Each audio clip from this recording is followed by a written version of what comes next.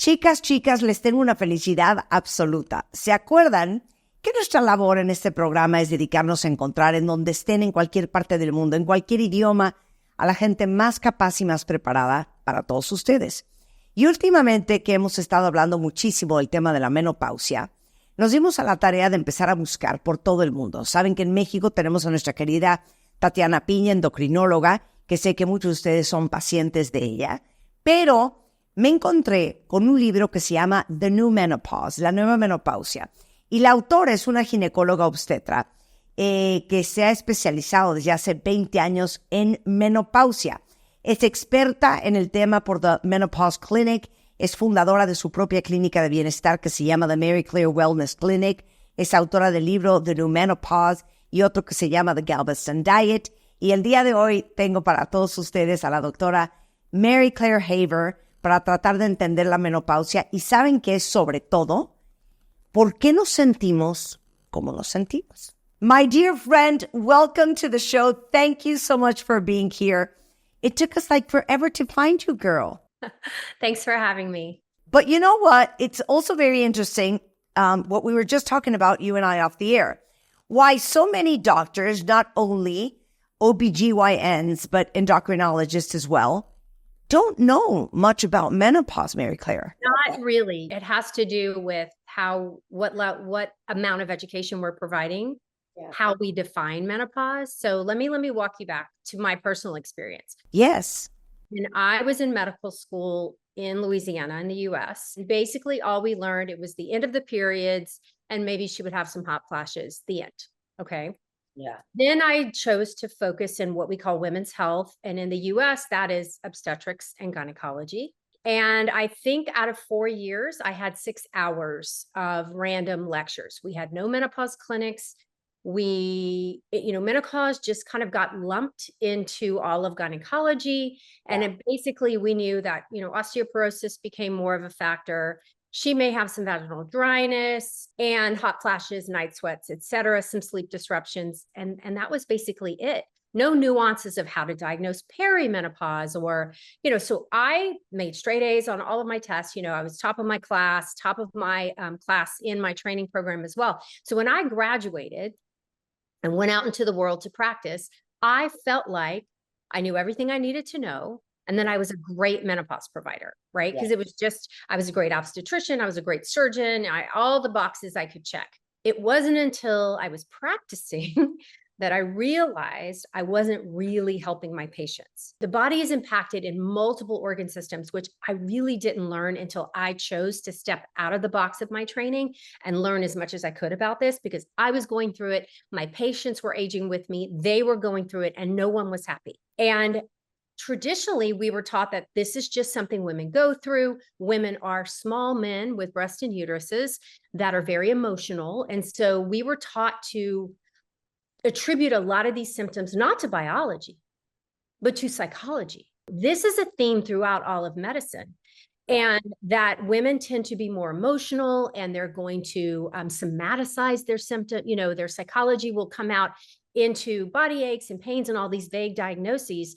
And now what we're realizing is probably most of fibromyalgia, most of interstitial cystitis, most of long COVID in women is actually perimenopause and menopause symptoms that no one knew how to connect the dots.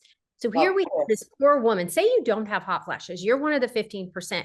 And you go to the ER. You're having excessive sweating, palpitations, anxiety. You feel like you're going crazy, like you've got to be having a heart attack. You rush into the emergency department. You go to the hospital. You call your doctor. They do this massive workup, but no one was taught to connect the dots that this isn't a heart attack. This isn't panic attack.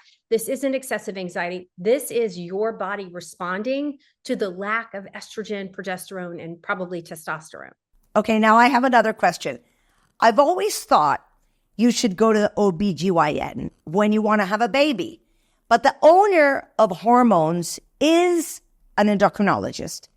Why aren't they getting prepared, to take care of their menopause patients? This is kind of not a turf war. I don't think the endocrinologists are not being trained, and it's all been dumped in the lap of the poor, busy obstetrician gynecologist.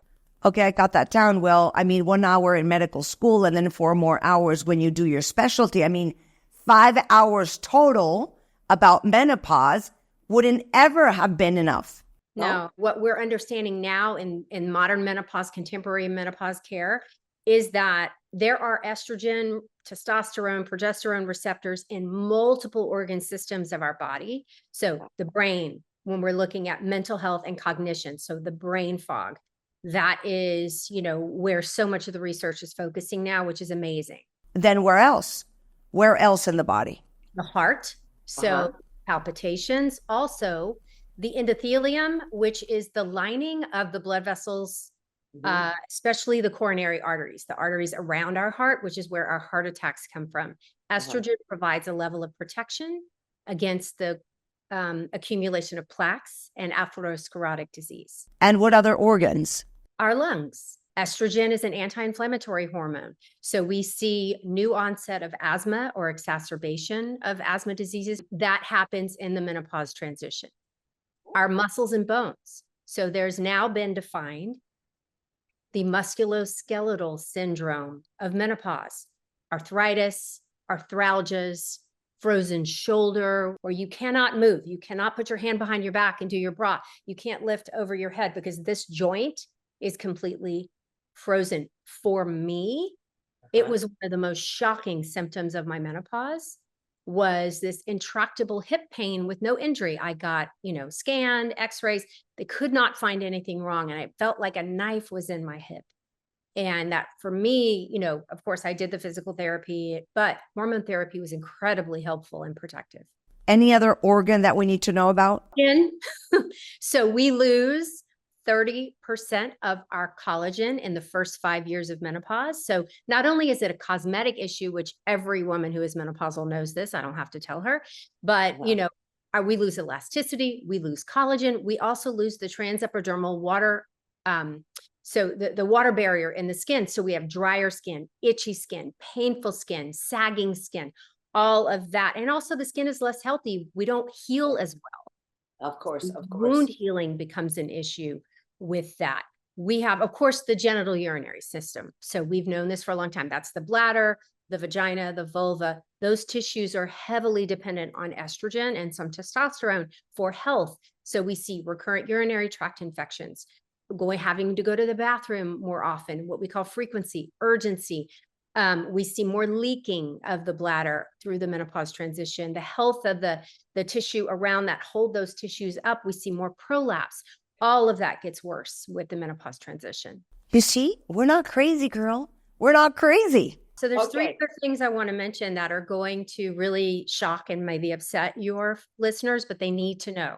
Okay, shoot. Body composition changes, meaning where we deposit fat. We have something called, or in our bodies, we have subcutaneous fat, the fat under the skin, the fat that gives us our natural curves. It's not inherently dangerous. Sure, if we have lots of it, it can put wear and tear on our joints from carrying extra weight around, but it's not as biologically active and inflammatory as the intra-abdominal fat. So what we see across the menopause transition is shunting of fat to the intra-abdominal cavity, where suddenly you have a belly.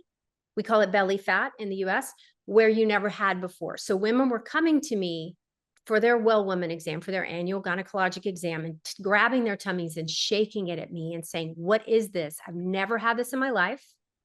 And all of a sudden, this is new. And we know, looking at studies, that the amount of visceral fat, the intra-abdominal fat in a premenopausal woman, aged matched with postmenopause, has about 7 to 8% visceral or belly fat. When she goes through the menopause transition with no changes in diet and exercise, that goes up to an average of 23%.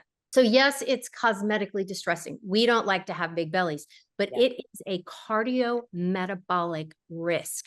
Women with higher visceral fat have higher risk of cardiometabolic disease like diabetes and stroke. Insulin resistance goes up across the menopause transition, leading to increasing risk of diabetes.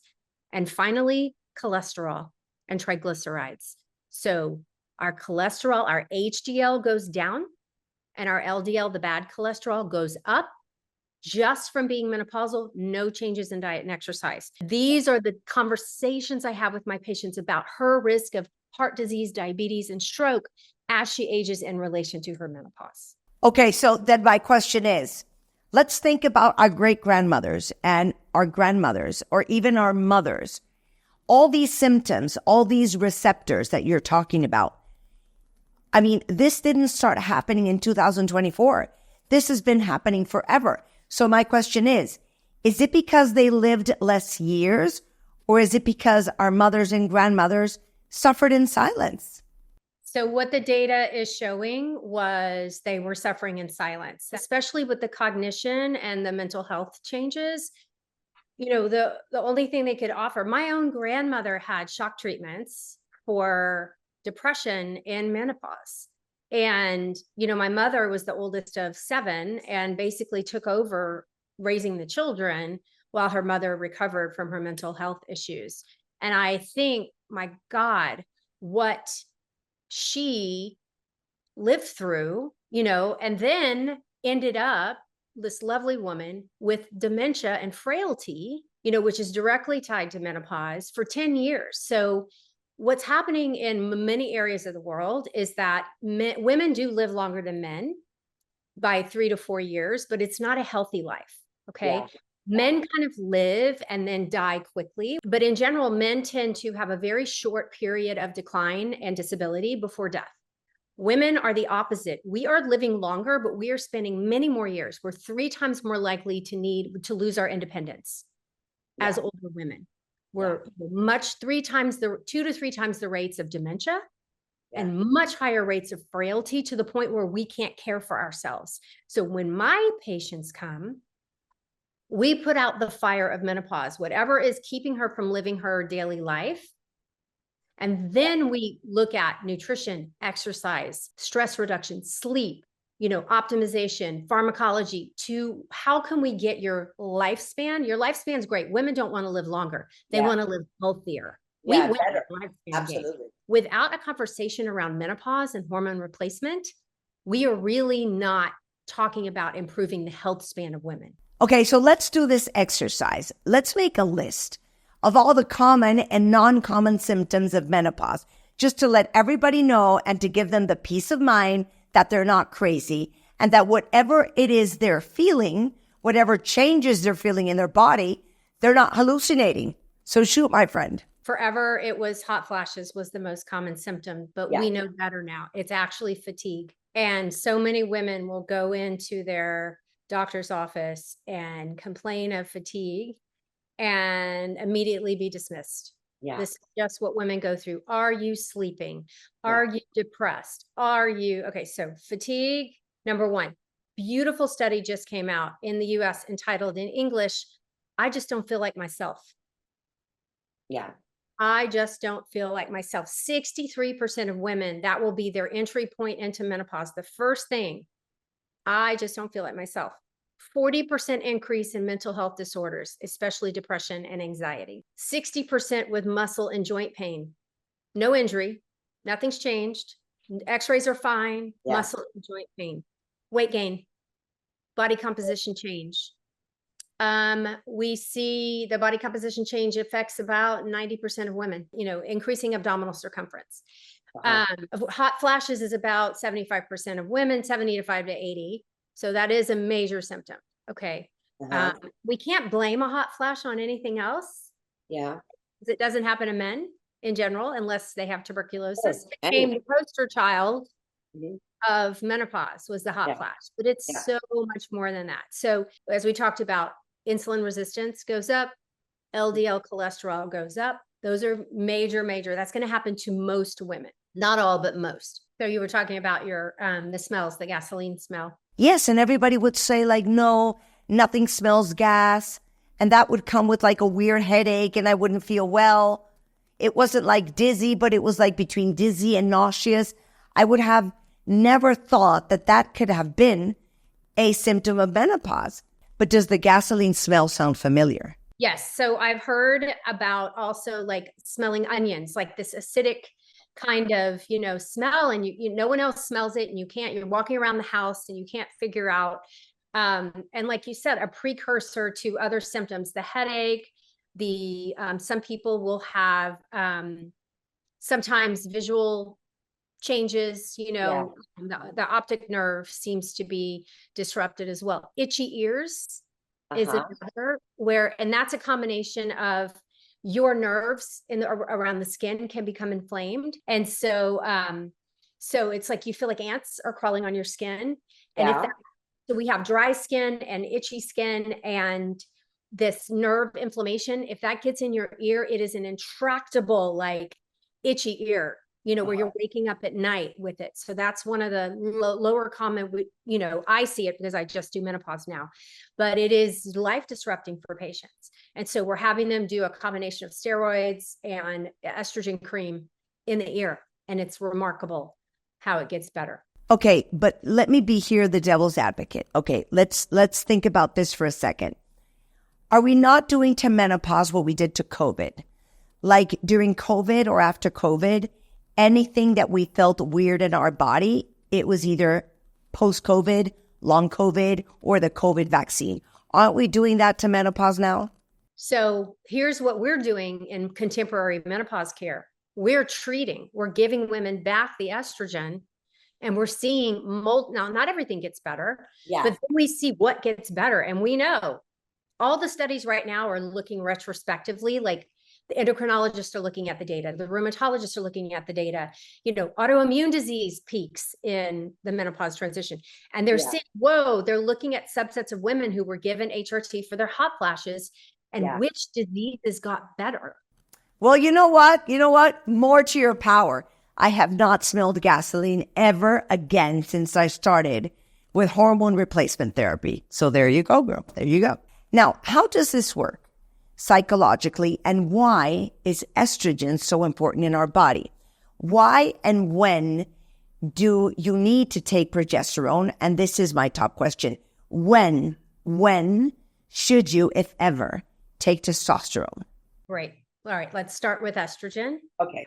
We'll take each hormone, and I'll tell you kind of what we know. Because of the lack of education, knowledge, and training, we have this about 20-year gap of significant research and education around menopause. Now, we've moved forward from that, but that thought process that estrogen is somehow the natural hormone your body's made most of your life is dangerous is now, we know, old data, old information.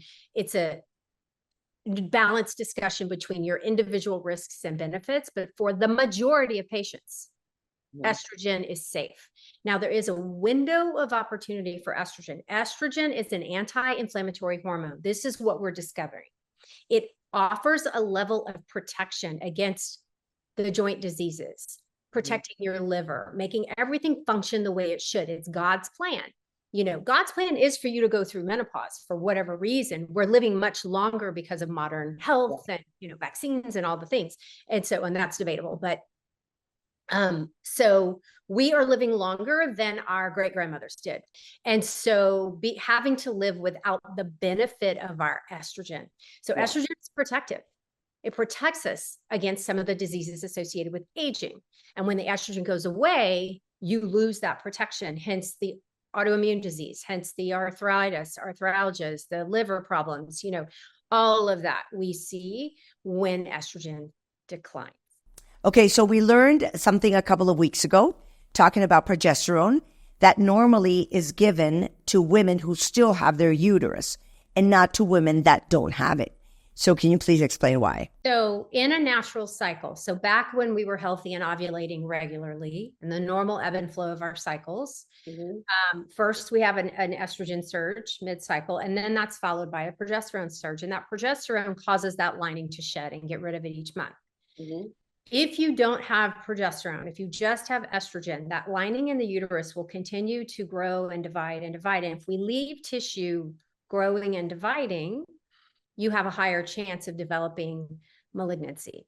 And so there's a certain population of women, when given estrogen with a uterus without progesterone, will increase the risk of endometrial hyperplasia or cancer. So we can negate that completely by just giving her progesterone with her estrogen. So if you have a uterus, progesterone is mandatory If you don't have a uterus or have a progesterone containing IUD, then progesterone is optional. And for many of my patients, the effects that progesterone has on sleep quality and anxiety, especially restless legs at night or racing thoughts in the evening, like not able to go to sleep, progesterone is miraculous for those women.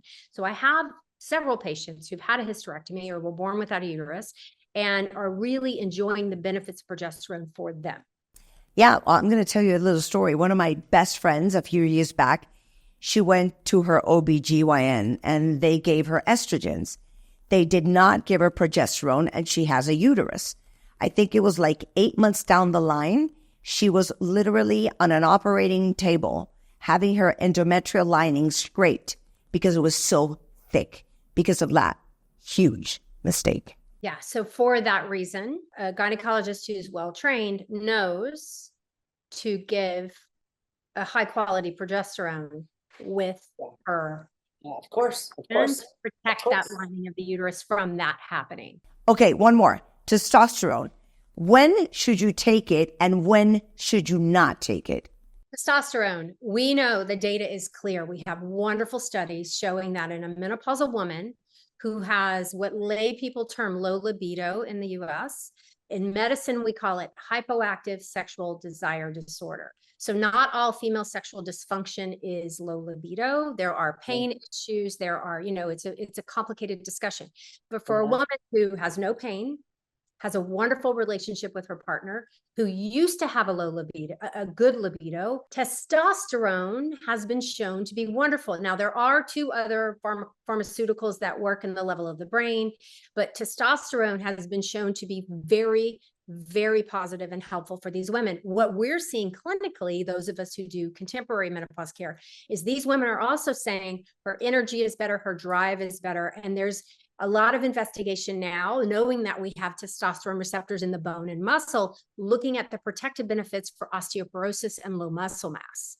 So you still have to lift the weights and eat the protein and do all the things to keep our bones and muscles strong. But adding in testosterone, more than likely, the data is pointing to it is going to be protective for these women to decrease her risk of frailty and osteoporosis. Well, a lot of my friends take testosterone because they have been told that it's good with your energy levels. As you said, it's not that I need more energy, but if I did, would that be a reason enough to start taking testosterone just because I want to be more energetic? Or is that not enough? We don't have enough data to clearly say for someone with low energy can be due to multiple different causes. And so I would have a longer discussion with the patient, try to see if we can figure out, look at blood levels, look at anemia, look at, nutrition markers, like so many things affect our energy level. So I wouldn't jump right to, you obviously need testosterone. That's a more nuanced conversation, but I am seeing clinically that my patients at least are feeling like they have more stamina, less energy, but more ability to kind of keep going. Dear, I think we could talk for like the next 3 hours, because we haven't talked about bioidentical hormones. We have not talked about exercise, about nutrition, supplements, blah, blah, blah, blah, blah, blah. So we're going to have to do a part 2, my friend. So, my dear Mary Claire, thank you so much for being on the show. Let's for sure do part 2. I send you a big kiss all the way to Galveston, Texas.